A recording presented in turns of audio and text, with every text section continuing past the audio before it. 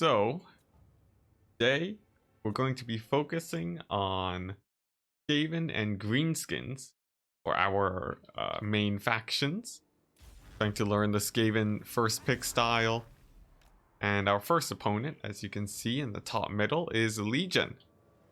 So for our build, we have a pretty nice front line, a lot of Jezzails, kill constructs and such, and poison wind mortars to shoot at the infantry. Have a lot of mobility in the form of wolf rats and our two brood horrors. And we're expecting those guys to do pretty well against all the cavalry here. They do sweep around though. We do have a backline of wolf rats and spears that should do pretty good. Now Legion does have two bone giants that will be firing away at my troops here. And they're going to force me to advance. Ark in the Black is actually there too, and maybe we can get some free damage on him. So we're going to slow our advance a bit to try and get the value there. And that's going to be the plan. So we get a little bit of damage on him, but if we were not killing him, it's not really worth it. So I'll have to question this play. Now cavalry is moving in along the back. Chariots are slamming into my lines, but our brood horrors should be able to trade pretty well here. Our wolf rats too can move in if needed. And let's see. Yeah, our wolf rats can move in if needed. And looks like they will be against these Nahakara horsemen soon. We're running wolf rats here, specifically because of their high damage to unarmored targets. And the Tomb King's the Tomb King's forces are actually generally pretty low armor, except for the constructs. So I think we should be able to do fine. So our army, we do want to advance towards these bone giants eventually. And wow, our lord actually nearly gets picked off. Let's see if we can save him. Ooh, man. Come on. Okay, nice. We got a charge bonus leadership buff, which helps. But man, our lord very nearly got routed there, and that would have been extremely rough. But he does manage to come back, and it means that we do have a chance. Oh man, but his leadership almost breaks again. And we're going to have to do some dancing around with him. These bone giants look like they're actually trying to snipe him out here. So we're going to have to do everything we can to keep our lord together. There are also a lot of troops jumping into my Jezzails now. And while, if my Jezzails go down, it means that we have a much harder time getting on top of the bone giants. But at the very least, it looks like we are able to get them to retreat now, which should be good for my lord and leadership, as we very much don't want them to rout off. So yeah, Operation Shut Down the Bone Giants begins now. So we're sending in our troops, trying to avoid these skeleton spears where we can. And it looks like we're doing pretty good. We've specifically sent our ROR Council Guard here because they won't be routing, which is really important for chasing off these bone giants. There's a lot of skirmishers here and a lot of mobility for the Tomb Kings. And they could just come back here to free up these bone giants. Which is why having unbreakable troops there is the priority. Now, Jezzails also still need to be protected. And now that our wolf rats have finished chasing off these chariots, I think they can move in now to kill the carrion. Wolf rats should be able to do a lot versus carrion. If we look at their stats, they have very little armor. And we can actually see how that goes now. The wolf rats are coming in. And they bring the carrion down to half HP pretty quickly on the charge. But not enough to actually kill them before these Nahakara horsemen charge my wolf rats in the back. So it looks like they will be routing.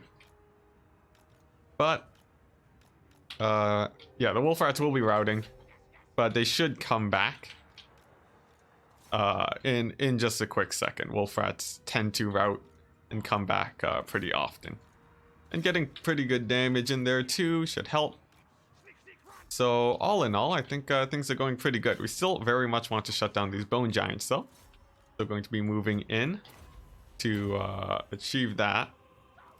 Our Packmaster there, getting surrounded by horsemen, he can still fight his way out pretty well with a nice set of buffs and the infantry support.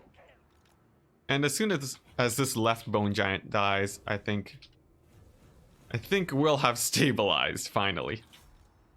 Our Packmaster is still, or our Lord is still healthy. We can now dive into the next priority targets. And our Packmaster, I think he can move in there too. Once they get grouped up, we'll have the healing buff from this guy. And the healing will keep my Lord from routing. If my Lord does rout, that can lead to a very bad situation where we just constantly see our troops running off the battlefield. And we definitely don't want that, so it's imperative that we keep that Lord alive. Council Guard too could probably be a little bit more useful by moving into this fight. They will have to disengage from these spearmen, but because the skeleton spears are so slow and do so little damage, I think that's a fine move to make. Let's see, so next up, we're just continuing to try and snipe out these priority targets, popping whatever buffs we can, and also continuing to try and keep our Lord alive. We're also spamming charges with him to give him that bonus 10 leadership that he gets from charging. This will happen for all units. So I think he should be fine. We've also thrown down a buff, the shot caller on him. And that does mean that he'll be able to turn in on Ark in the Black, but a shot from the Bone Giant does a lot of damage, and it looks like my Lord is going to be routing off the battlefield. So that's pretty unfortunate, but it's going to depend if Ark in the Black can kill him. Spirit Leech does come down, he is regenerating, and I think it looks like he is going to die. So that is not a great situation, but Ark in the Black is also really low. Our Packmaster is very healthy, and he might be able to carry out the game with his high leadership here. He's killed off the Bone Giant, which means that there aren't too many threats left for him. And now we can bring him in to support against all these horsemen. So let's see here. These skeleton horse riders, we'll just charge into them with the Packmaster. And we're okay leaving our Council Guard a little bit more exposed here. The, Tomb King's Cavalry don't really want to be charging the Council Guard in the back, just because their anti-large can be quite vicious. So I think these guys should be fine, and at this point, our Council Guard might be able to just win the game outright for us.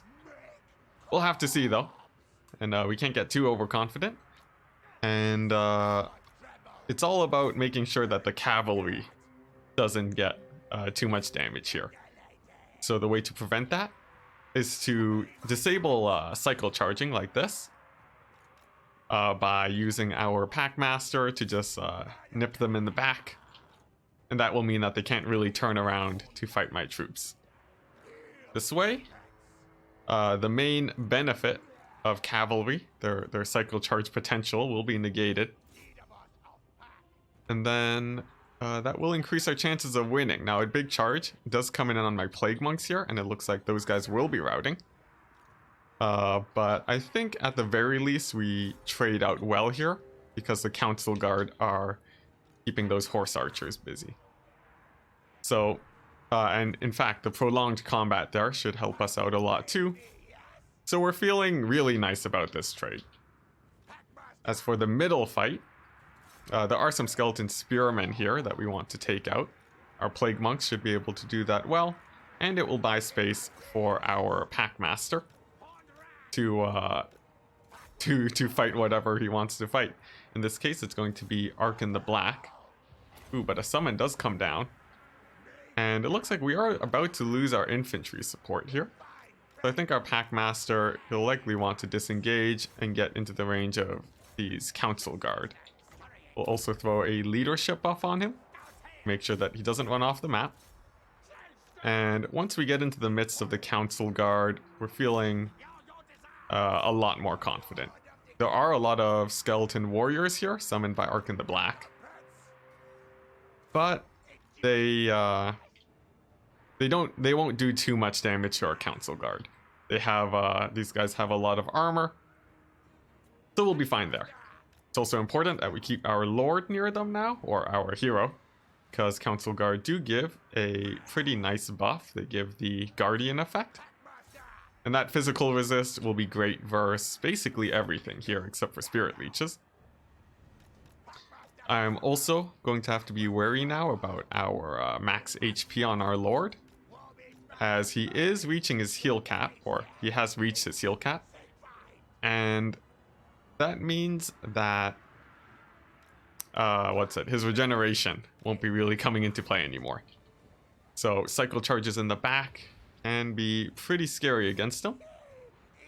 But with the Council Guard support, once again, I think we should be fine. Cycle charges are still scary, and I'm holding my abilities now to make sure that if his leadership does dip too low, we'll be able to use them. And then that should keep our Lord from routing. Pretty nice. Council Guard still holding strong. I'm still pretty sure they'll be able to win the game for me, as they are unbreakable. And if we can manage to land a hit on Ark in the Black here, that will definitely give us a solid win. And there we go. We're throwing down both of our buffs now to really make sure that we can kill Ark in the Black. And one more hit should be able to do it. But we'll have to see. It looks like my hero is having a little bit of a hard time with his attack animations. And I guess Ark in the Black will escape, but not before crumbling away. And now that's army losses and a win for us. So GG. Oh man, I could feel my commentary, the actual valuable commentary was harder to come by just because I am still picking up Skaven, but I think we mostly did what we needed to do there. If I had to change some of my play to make that match less close, it definitely would have been to advance on the Tomb Giants faster. They managed to snipe out my Lord really quickly, and that caused a lot of problems. My Warlock Engineer should have been spamming Death Frenzy a lot more often. Just because we had so many winds of magic by the end of the battle, and he just got sniped out. We definitely should have been spamming more spells. And wow, the Poison Wind Mortars were really useless. So I'll probably switch these guys out for Giselles next time. So, next game starting now is Lizardmen against the Vampire Counts. We have a solar engine, which we forgot to turn off fire at will, so we actually waste our first shot. A pretty easy mistake to make, but an important one to avoid. Our opponent, Legion, has gone for Mortis Engine, Corpse Cart, and a bunch of Crypt Horrors, which are pretty scary. They will be able to punch through my front line quite fast. We're going to move up our Temple Guard to try and hold that a little bit longer. Solar Engine will continue to snipe out the Banshee. And it is one of our only forms of magic damage. So it's pretty important that we do manage to shut it down. It does hit the oh so treacherous tree. And man, that's already a couple misses now on our Stegodon. Not great. But, or on our Solar Engine. Not great, but I think we should still be okay. Corpse Card is moving in now. And we can react to that by targeting it with our Solar Engine. And now it's time for the frontline fight. So we're running our troops into each other, and we want to try get some nice AoEs here. We'd also very much prefer to Let's see here. You know what? I'm going to throw down a net onto that Mortis engine just to make sure that it doesn't cause any problems for me here. We'll then focus fire it with our salamanders on guard mode. That should put in some pretty decent damage. Let's see, all these zombies here. We're going to throw down a big old AoE and disengage with the temple guard. And that should be able to kill off a good amount of these zombies here. Skeleton warriors can engage my skinks. And I think that should be a good trade for us. There's some more skeleton warriors on the right hand side that will send our skinks in so that our Saurus can focus on the center line fight. There are bats in the back here though that we'll have to worry about, but it seems like they want to be going for my salamander instead. Now let's see, the Mortis engine is taking a lot of damage, but now there's a Vargulf on top of my solar engine. We'll bring in the Stegodon to assist. And then it's just Mazdamundi, I guess, to hunt down this Mortis engine. As for our salamanders, they've been taking a lot of damage this game, and we want to really try and figure out a way to try and save them here. We have traded relatively okay with our skinks and so on, but the Mortis engine, I mean, yeah, but the bats still managed to kill my,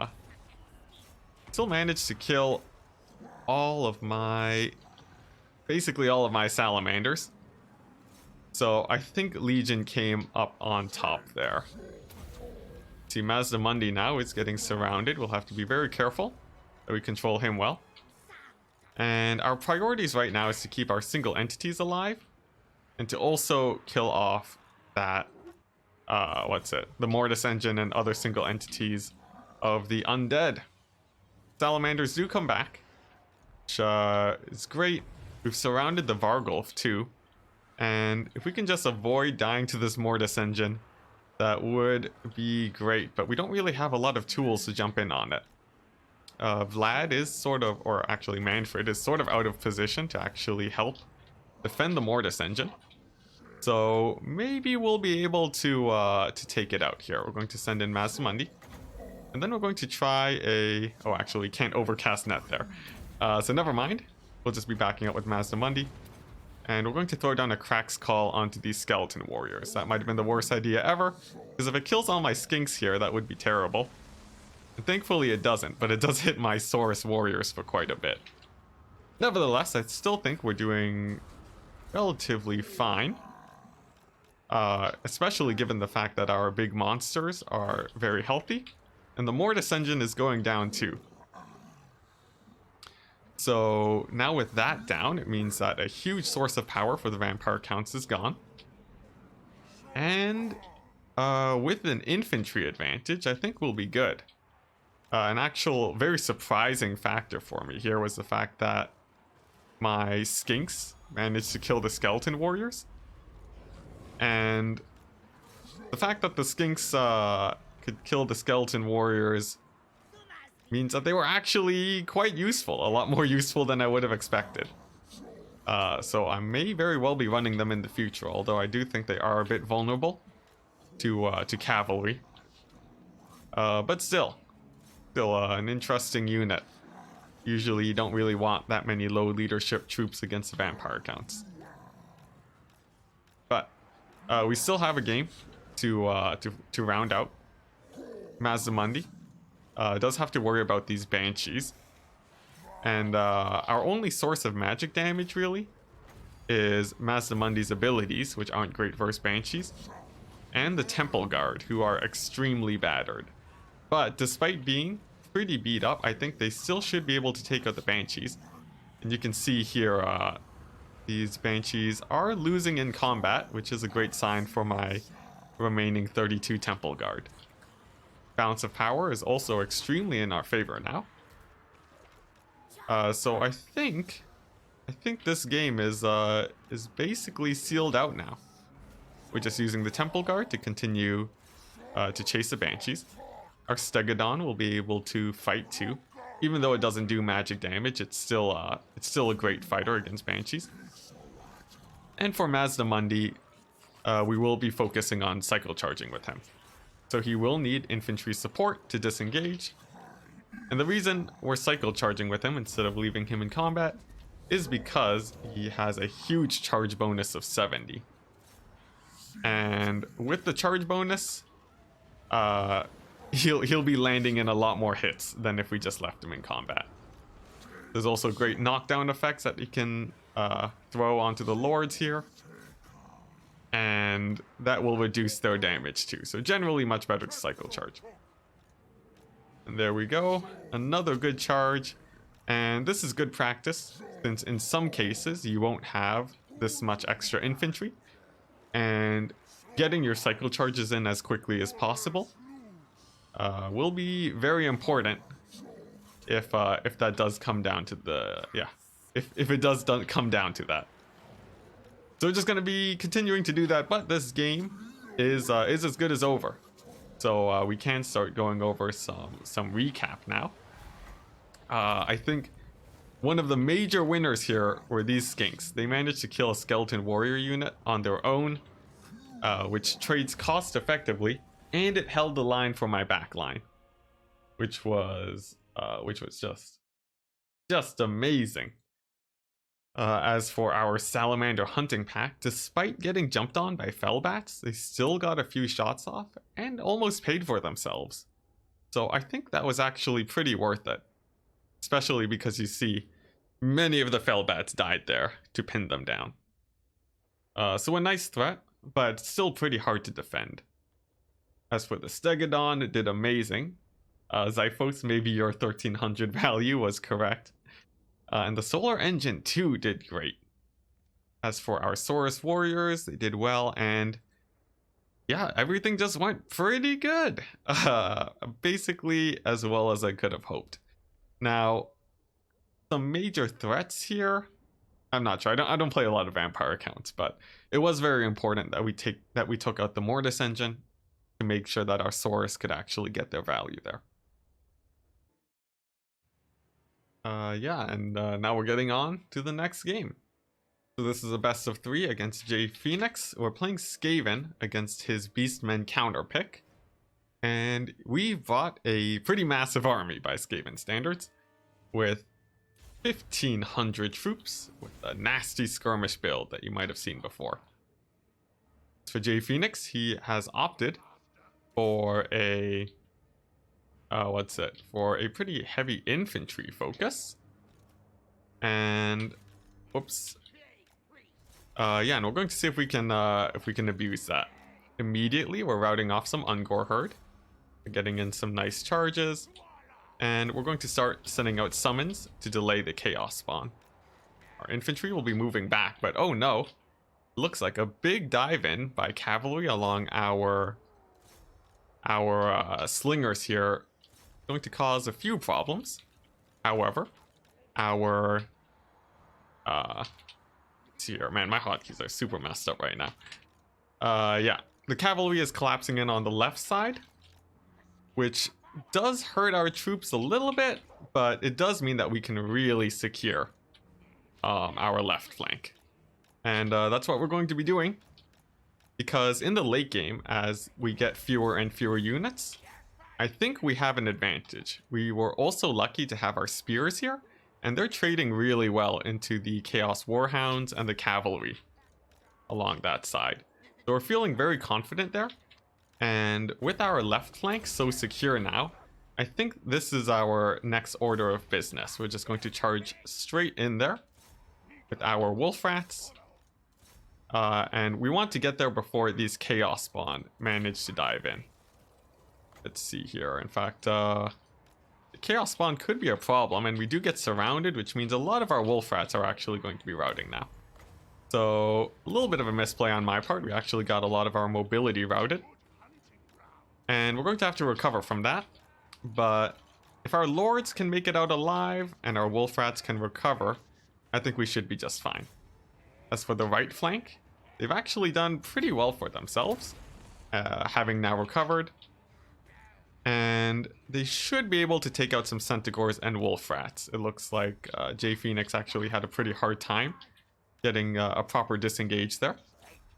And that means that even though we're losing troops there, we are trading quite effectively. A summon has been thrown down to take care of these Ungor Raiders too. And at the moment, I think we do have a very nice mobility advantage against the Beastmen. And we're going to be using that to the best of our capabilities to make sure that we don't have any crazy miss micros here with our slingers. We're going to put all of our troops on skirmish mode. Just to really make sure that it's as hard as possible for our opponent to catch troops as possible. As for these Chaos Spawn, they do really bad when isolated, since they can get surrounded by wolf rats. And yeah, they do really bad when they're isolated. So that means that we are we're happy to just leave our ranged troops as spread out as we want. And we're going to be using them to just to shoot the Chaos Spawn until we hit late game. Meanwhile, these Ungor Raiders, we can chase them down with our heroes here. And we don't really expect the Beastmen to catch us here, except turns out there are actually some Centaurs that we will have to be wary about. But they're still not extremely threatening. They're pretty low HP, and I think our Lord could probably rout them off with terror if it does come down to it. The same is sort of the case with these Chaos Warhounds with poison. But no need to get too risky here. I think we will want to pull back a tiny bit just to make sure that I don't accidentally throw the game by losing my Lord here. And the pullback looks like it should work out okay. They can't really chase anymore since we do have our rats at the ready. And it looks like they are continuing to chase. So we will bite, and we're going to take a fight here. So it's important that we get our buffs on our rats to really make sure that they get in a lot of damage and they don't rout. And by the looks of it, that did pay off. We do manage to chase off the Centaurs. And yeah, and then we can just disengage now, chasing off these Chaos Warhounds, and then we should be good. Now ammunition is beginning to run low. So it is important that we actually save it for the for these Chaos Spawn, instead of accidentally throwing it into Mogre here, who will just be regenerating. So that's going to be the goal. And yeah, we're just going to be targeting down the Chaos Spawn with our slingers. That is the reason, by the way, why we took this many Skaven slave slingers. And that's specifically because because our gutter runners and our night runners will usually run out of ammunition. So there we go. Looks like things are going according to plan. But actually, our slingers are focus firing the infantry right now. We don't really want that. Instead, we want to be shooting at the Chaos Spawn. So, let's see. We'll just grab our troops and target fire them instead of hitting these infantry. For the infantry, we'll be sending in our own troops to fight in melee, since they are quite healthy and would be happy to fight just some basic Ungor herd. And then that should work out pretty well. JPhoenix is diving in onto my Skaven slave spears now, though. And we will need to peel for them, just to bring them to safety. And we'll be using our Lord to do that. These brood horrors are not afraid of they're not afraid of the Chaos Spawn, so we're happy to send them in. And once those Chaos Spawn are out, I think we should be fine. See, a Vile Tide, or the other AoE ability, the name of which is lost to me currently, goes down on some of my infantry. Does mean that they'll rout, but I am quite confident that we should have the win here. Especially because of our wolf rats. If the game does come to it, we will see how charges from the wolf rats can really kill chaos spawn. So excited to show that off if it does come to it. Our lords too are extremely resilient to chaos spawn. We don't expect them to be dying. And it seems like JPhoenix realizes this too and decides to tap out. So there we go. A very nice just skirmish heavy build there. I think we were a little bit inefficient in the late game, shooting infantry a bit too much. But that sort of worked out for us. We also saw the change in the meta that happened with the new Wolf Rat edition. Since we saw there, we were able to punish the Beastmen for overloading one of our flanks. The Wolf Rats were able to just do a lot more damage than the Centaur rush into my Skaven slaves, and I would say that probably won us the game there. Just the beginning plays really tore things up for the Beastmen. Here. So this next game against JPhoenix, we're up 1 game. And we're playing Greenskins into a Skaven. We've brought a heavy mobility force with a good amount of skirmishers and a medium tier front line. The main method for having our front line win here is going to be using terror debuffs from Azag. Looks like there are also poison wind mortars here too that we'll have to worry about, and some Jezzails in the center of the field. So we're going to have to move up with our mobility as fast as we can. JPhoenix has deployed pretty close to the back of the map. Not so much that it's illegal, but it does mean that we can rush in, and if his troops do get routing, it will be very easy to escort them off the map. So we're going to be trying to do that as much as we can. And as for this right flank, we just have to be careful that these wolf rats with poison don't. We really want to make sure that they don't kill our cavalry here. Of course, there are a bunch of buffs that can come down there, so I think we're going to bring Azag along, and he should be able to. Let's see here. Yeah, Azag should be able to terrify them, and then that should get us a pretty nice advantage if a big fight does go down there. We're also collapsing in on top of these Skaven slaves, just trying to get them to rout earlier in the game rather than later. But oh man, a huge volley from Poison Wind Globadiers. I sort of missed those guys. Gets in some very nice damage onto my cavalry there, and I think that's a bad trade for us. Now our cavalry force and terror from Azag are coming in now, and we're going to see if we can deal with the wolf rats, but some nice pull away does bring them into safety. We can get a pretty nice fanatic bomb over here though. And let's see, we're just trying to deal with these wolf rats here. Azag is taking a lot of damage too from Jezzails, and we'll have to dodge with him. And let's see, our skirmishers should really find a lord to snipe out, or maybe a backline to dive into. Let's see, we are seeing the big engagement happening here though. And now we're going to try out that terror bomb. So we're giving them the terror debuff and the -16 leadership. And given that wolf rats are extremely low leadership, we actually get an instant rout from them, and we can see the downsides of deploying so close to the edge of the map. Those wolf rats could even run off the map on first rout, and they do, which is great for us, but balance of power isn't exactly in our favor, and we really need to be getting the fighting onto all of these ranged troops if we want to win the game. Our right flank is still having a bit of a hard time, even with Azag's support, but the center line looks like it's at least going okay. Some huge blobbing from myself though does result in a lot of my troops getting poisoned, and man oh man is that rough. Not the best situation.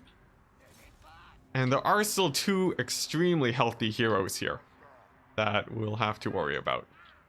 The backline of the Skaven though is should be crumpling soon, and it depends on our leadership for our troops here to see if they'll be able to actually take these guys out.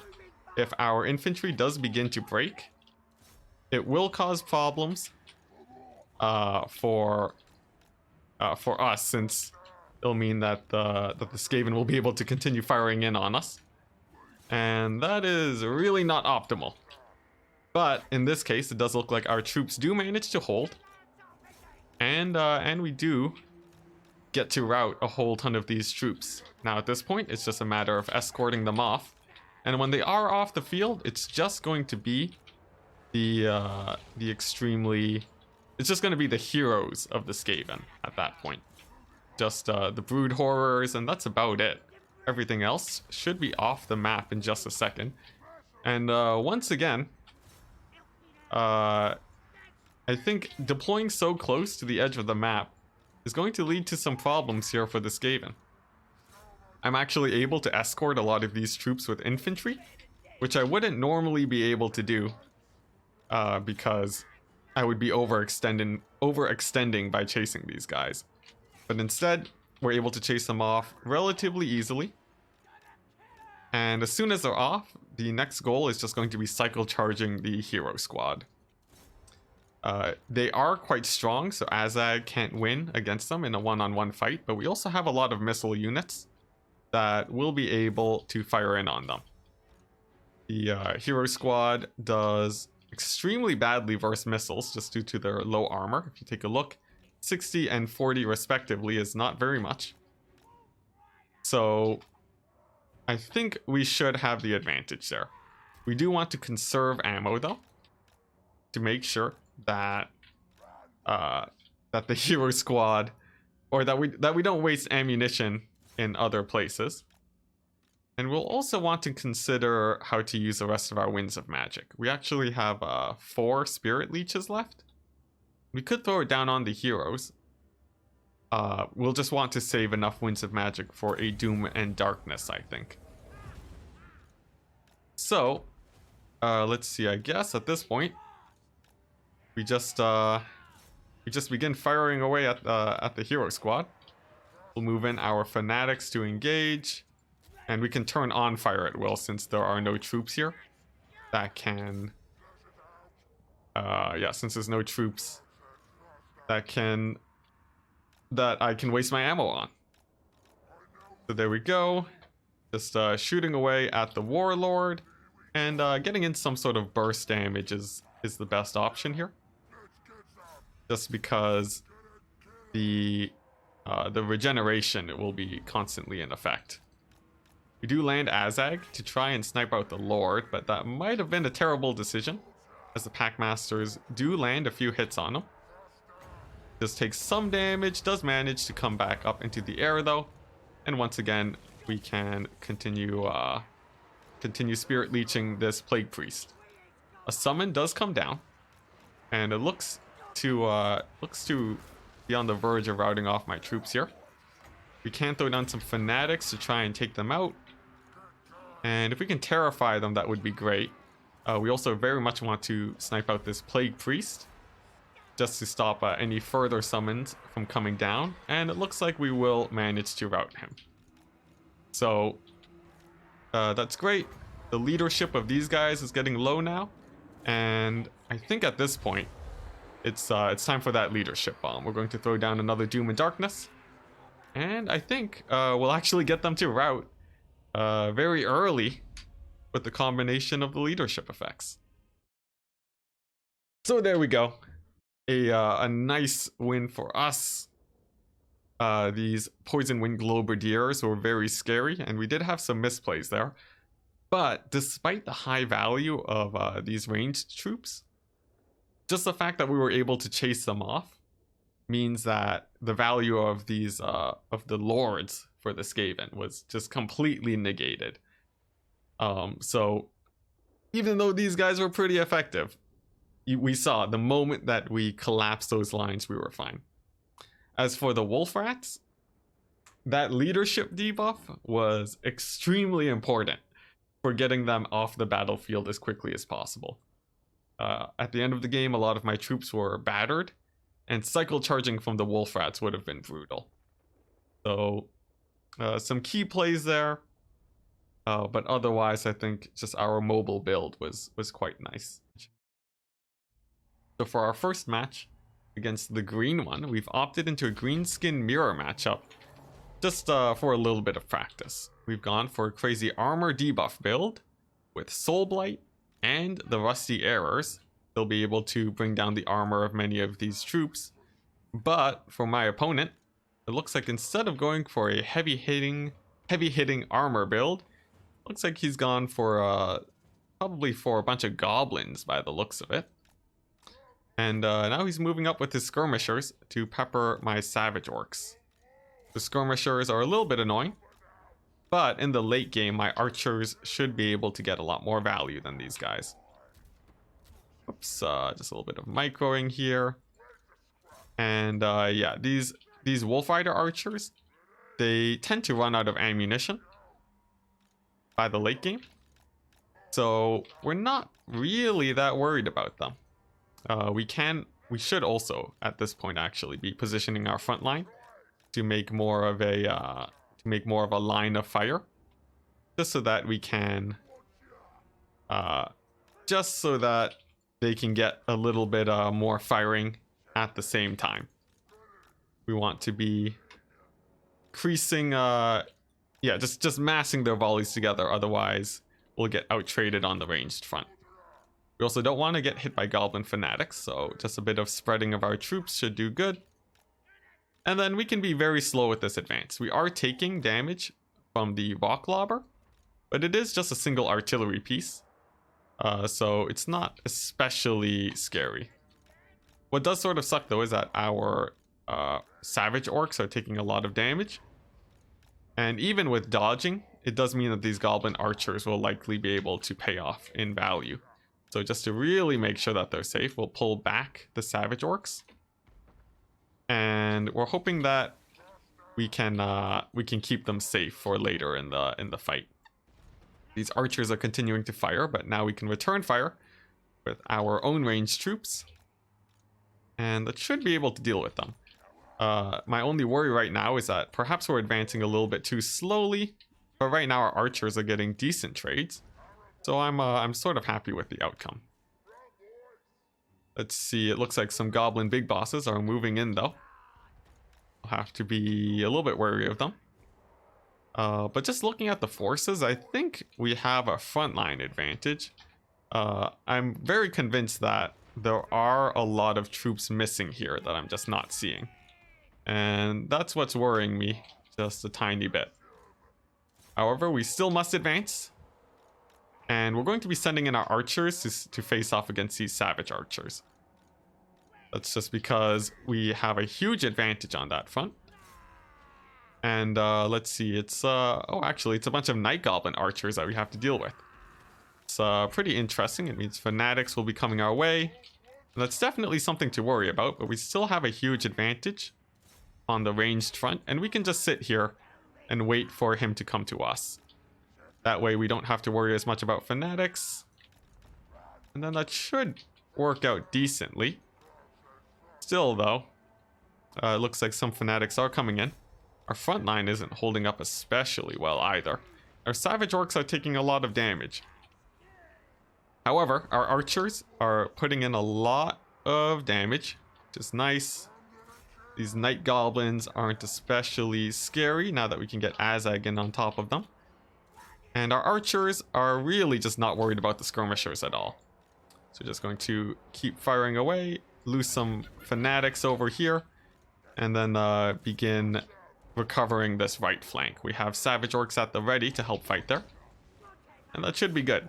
Now Azag does get netted down, but that's not too important since you do see if he's not in combat, he will fly up into the air, and that means that he's safe from these goblin big bosses that were charging into him.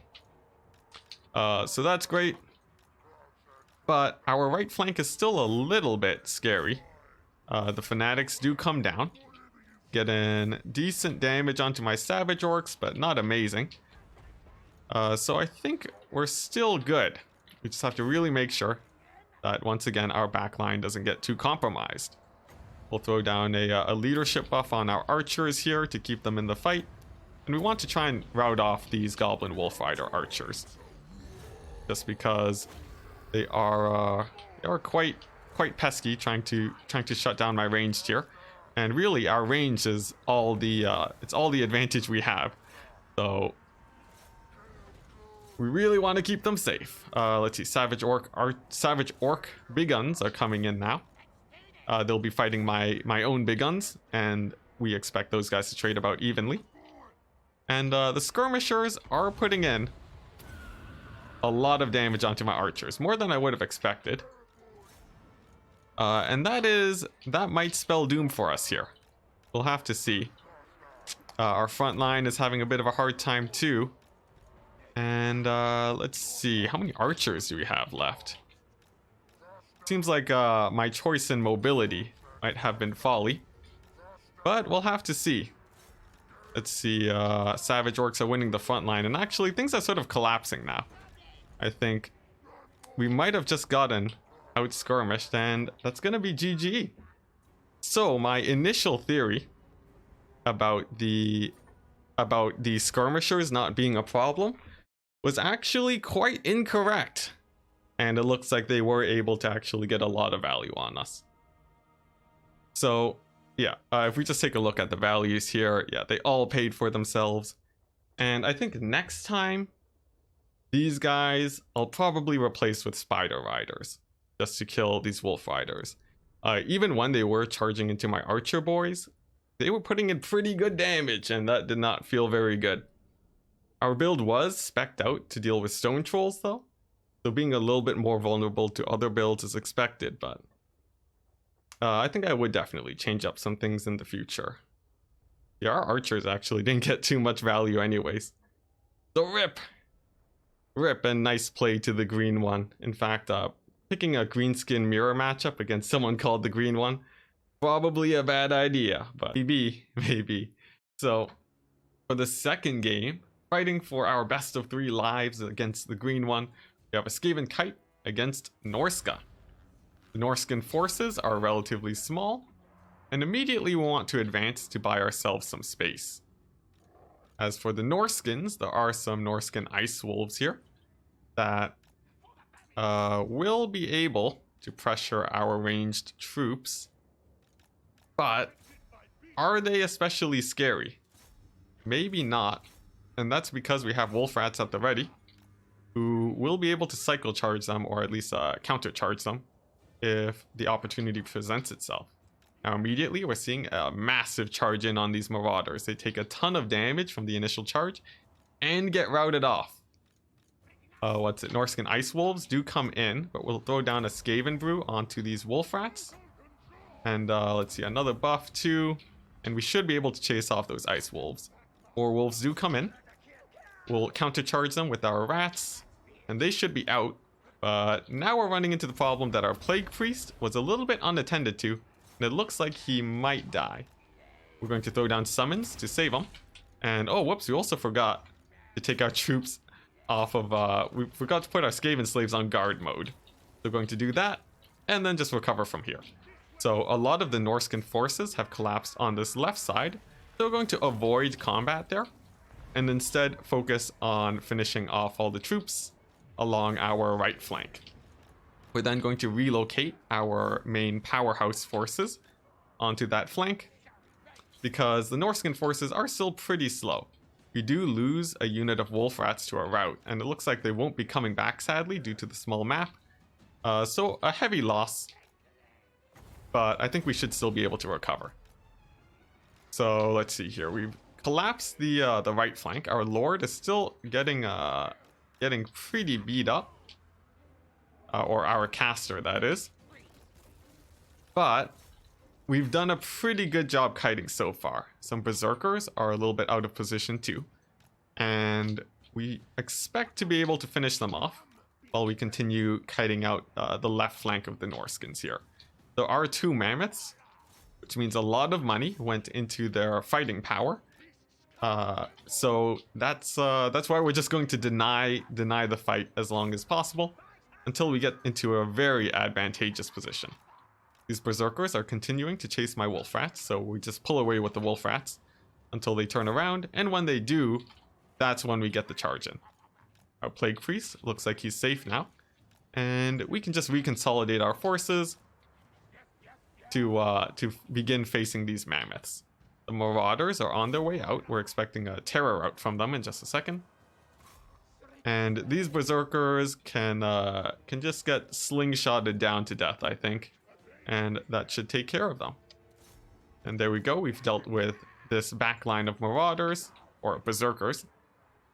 And it's really just these Mammoths that we're worried about.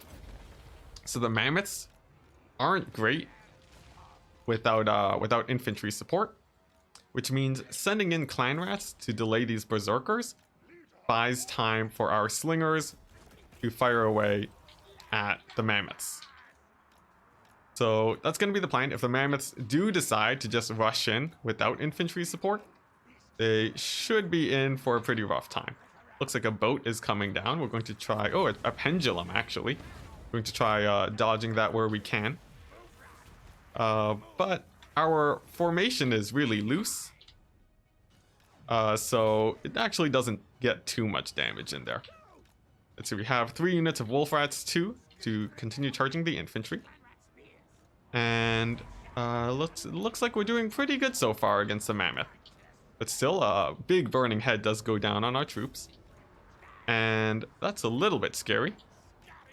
Let's see here. We'll have to really make sure that we don't die outright here with the mass rout from our troops. We do have the 2 Brood Horrors though, and they are great versus Wulfric. And I think if we can take Wulfric out, that could help us. Our Wolf Rats need to get in here too. Yeah, our Wolf Rats need to get in here.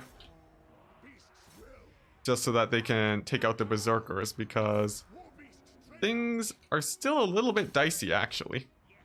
We'll have to be careful. Let's see, Wolf Rats are at the ready. And they want to be positioning to charge out the Berserkers. Some Marauders routing, so that'll be nice pickings for the Rats. And our Lords will want to be cycle charging as much as they can. Let's see, some buffs here and some charges on the Mammoth. Should get in some pretty good damage. Meanwhile, this other Mammoth over here is actually pretty out of position. And I think we might be able to catch it out with our Wolf Rats and our Lords. So we're going to do that. We're going to surround it with the Wolf Rats. A big spell does come in. It looks like a burning head. Ooh, big catch on my Wolf Rats. Looks like they will be out of the fight. And that is real rough. We definitely did not want to be losing many Wolf Rats there. But perhaps we can get a nice pick on the Mammoth. Looks like we do decent damage, but not amazing. And we're going to have to disengage once again. Now, it's very important that our Wolf Rats do manage to come back.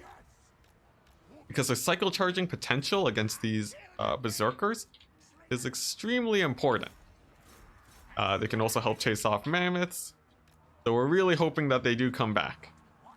In the meantime, though, we can't just focus on chasing off Mammoths with our double Brood Horrors. Because, well, we definitely don't want this to come back. But I think I will pull off my Lord, though, just to start cycle charging this Mammoth. The Brood Horrors are extremely good in monster duels, thanks to their mobility. And even though they can't stick in a prolonged fight very long, they can take advantageous engagements. And we can see here, while the Mammoth's back is turned, we can just, yeah, we can get some free hits into the back of it. And then we're good. Wulfric throws down his slow ability, but we can negate that by just disengaging. And I think we've stabilized once again. We're hoping to get another summon with our Plague Priest. And to slow down the advance of the Greenskins, we're going to continue using our Lord and keeping him nearby to threaten a charge. Yeah, to threaten a charge if the Greenskins aren't ready. Let's see, he does get a good charge in on my Plague Priest though. But we have another summon at the ready. And if he continues to chase, my Lord will be able to hit this War Mammoth in the back. That should be able to get it to rout. And he does manage to do it, which means I think this game should be ours. Despite having a very strong late game force for the Norskins, the fact that we just have so much more mobility and the constant poking of the slings, I think that was just a little bit too much for Norska here. It also meant that we could really prolong the game with our... let's see, can I buff these guys? There we go. Yeah, it meant that we could also really prolong the game with our slingers and so on, and our infantry, which let us get a whole ton of regeneration on our lords and heroes that won us the game. GG, well played to our opponent. And there we go. So even though there were double mammoths, we were able to take them out in the late game with just the power of our 2 Packmasters and 1,000,000 slinger shots. See, all the Skaven slaves paid for themselves. Actually, many times over in some cases. Especially this one. And yeah, it shows that they can be quite strong, even though they cost very little. For our skirmishers, they got less value, but their main goal was to get value quickly in the early game. So even though these numbers are lower, I think they're still very important. Poison Gutter Runners paid for themselves, and there we go. I think what really pulls this build together, though, is the Packmaster and the Warlord, because they can do extremely good cleanup duty at the end of the game. And they did. So for our final game against the green one, we're playing he's playing Bretonia against our Vampire Coast. We're going a familiar build today with Mortars and Noctilus. And we're just going to begin by shelling out the Bretonians. We have a bunch of gun bats here who will be able to to pressure the archers here. And if the archers do turn to fire in onto the gun bats, Noctilus can get shots in onto the side, like so. Getting in some pretty good damage so far. And let's see, I guess our priority right now is just to deal with these battle pilgrims. Let's see, the archers will be firing on my bats though, so we do want to dodge that. And these trebuchets are putting in some pretty good damage onto my handguns, which means these flyers are a little bit more threatening. But if we just manage to kill off all of the archers here, I think we don't have much to worry about. And that's going to be our goal today. Once the archers are down, it's all about killing the knights with all of our halberds here. And then we'll be good to go. Now, a big volley does come in onto my bats, but we do manage to rout off the peasant bowmen here, and we don't take too much damage. So I think we're good, and I would say that is an effective trade. It also gives us some space to fire in on the battle pilgrims here.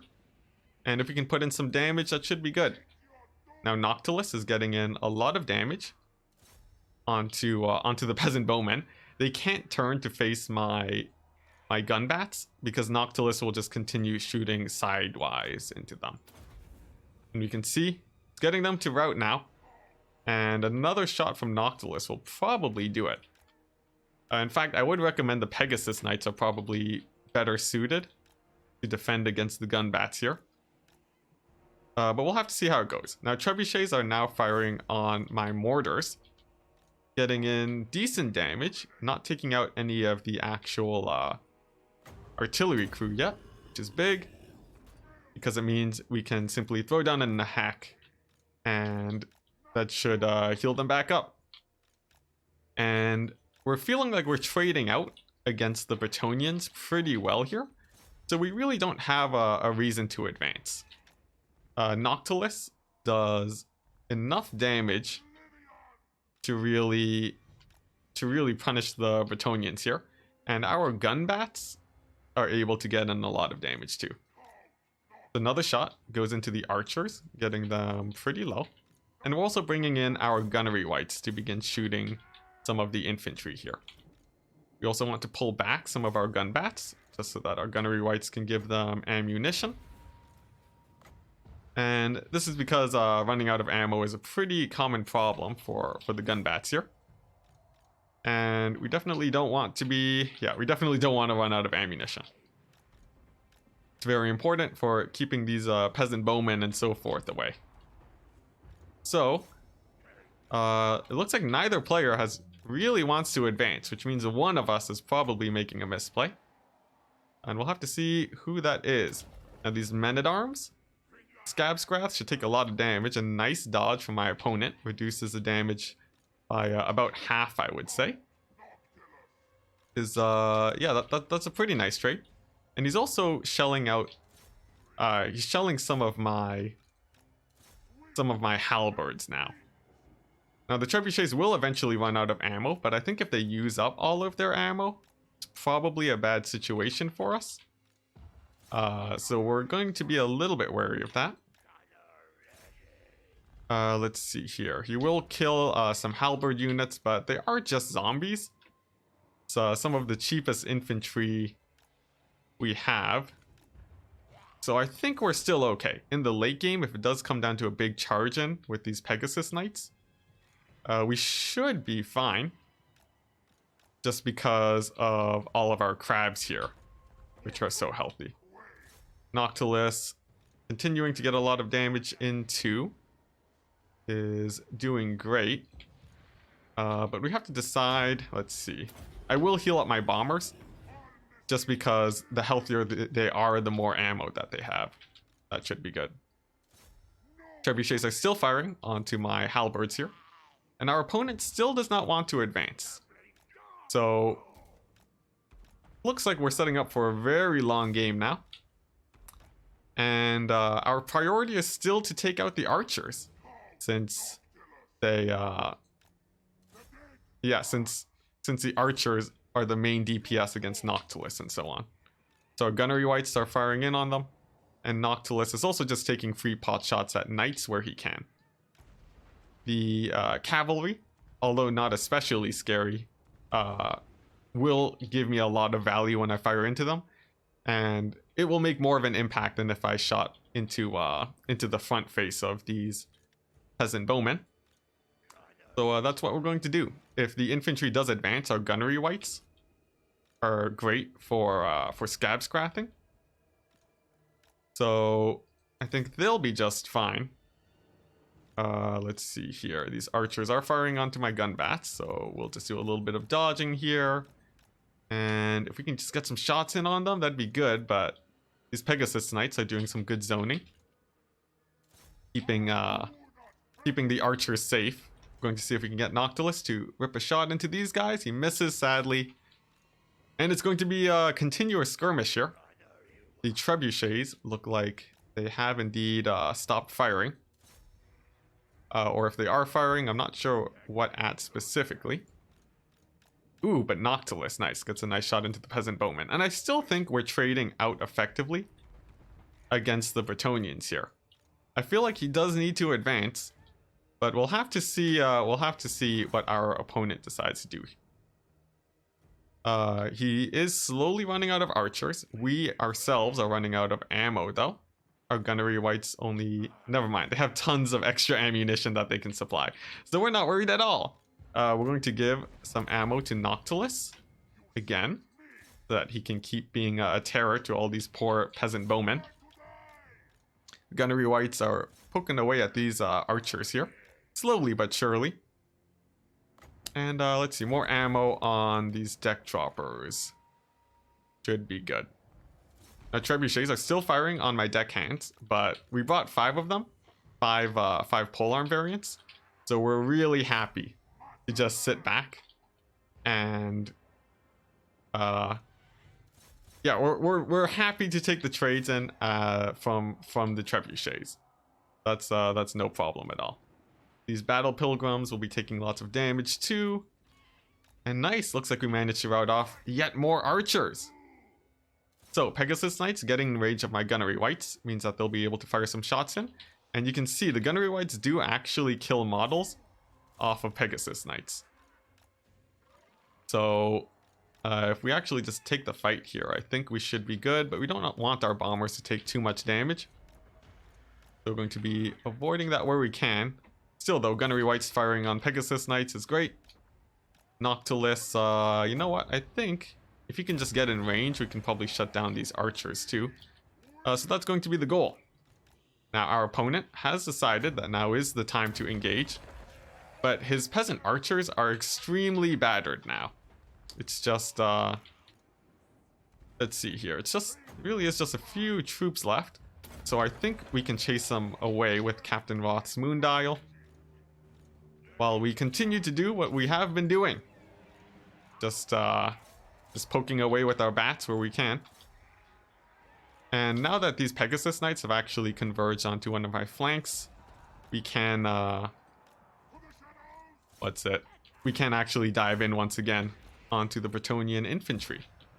That should be good. Trebuchets are nearly out of ammunition. But Noctilus is getting a little bit extended, and we'll have to be careful about that. We'll pull him back, slowly move our troops forward so that we can dive in on top of all the artillery and archers. And we'll also be using our summons too, to give Noctilus more, to push back the archers some more. Some ammunition on him would help. And Noctilus, let's see here. Our bats are getting really shut down. But if we just continue to run away with them as a distraction, they should still do well. Deal with these archers. We'll summon a unit of pistol mobs who can just chase away the peasant bowmen relatively easily. And Noctilus will just be focusing these knights. The knights are charging into my halberds though. Have crabs nearby to support, and halberds will trade effectively into them. So we're happy to take that trade. Our gunnery whites are still online too, and they can start worrying about Scabscraths. So the archers reposition, and we'll Scabscrath to deal with them. Looks like we do manage to get a rout from them. Noctilus is still healthy. The cavalry is going down. And I think we should be good. A Wraith Storm on top of the Pegasus Knights should work out pretty well. And we're looking for our next Scabscrath target. I'm thinking probably not the Men-at-Arms, since they're relatively low quality troops anyways. And I think these peasant archers here are a much better target. That should get them to rout. We'll throw down another summon to deal with these battle pilgrims. And then we'll just continue using Noctilus to shoot at the cavalry, which is the main threat at this point. We also definitely don't want to clump up our troops. Some spells here can do a lot of damage. And there we go, we do manage to avoid most of the damage. Our Rotting Prometheans are doing great, thanks to all of our work. Killing archers at the beginning of the game. And even though I think Bretonnia might have even been getting good trades at the beginning, the fact that we were taking out priority targets was much more important. And now we have zombies shutting down the peasants again. The fact that they are slightly damaged means that they the fact that the peasants are slightly damaged means that they're really easy to rout. And this being their third rout means that they actually shatter and they'll be off the field. Now a big dive in onto Noctilus has commenced. It is a bunch of Pegasus Knights, and he is taking a lot of damage. So we'll be wanting to throw down a Nehek on top of him. I guess not overcast, just because everything else here is pretty healthy. And our Rotting Prometheans can come in to save the day. So it looks like they do manage to do that. Noctilus does escape. And let's see, with the Wraith Storm taking out these battle pilgrims, I think we'll be good. Set up a game where we have a very strong infantry advantage, and many of our troops counter what the Bretonnians have. And there we go. Battle pilgrims are now out of the picture. Everything for the Bretonnia is really beat up, and the gunnery whites are still healthy too. And the threat of these guys is that they are amazing at sniping out heroes. Just send them in on the Fey Enchantress. She takes a ton of damage even while retreating. And that's gonna be GG. So a very, very long game that we do manage to pull out a win for. So if you take a look at the different values here, my mortar didn't get a lot of damage, right? My handguns, no damage at all. Even my flyers didn't do a whole ton. That's because these trebuchets got almost all of their value, but it's all about win conditions. And as we talked about, the peasant archers being the main win condition for the Bretonia, identifying that and taking them out is what managed to win us the game here. So even though damage-wise he might have been trading up, we were able to clear out the game really easily. The knights were no threat to the Prometheans. Took no damage, or they lost no models. And from there, it was just a solid win. So GG. That's going to be it for us today. GG. And yeah, we're going to move on towards closing out the stream now. So let's see, our opponent has headed out. We can go ahead and report the win on our ranked ladder. And yeah, now we actually properly close it out. So thank you very much, guys, for watching. Let's see, there was something I wanted to say, but whatever, it doesn't matter. We'll close off the recording for the YouTube then.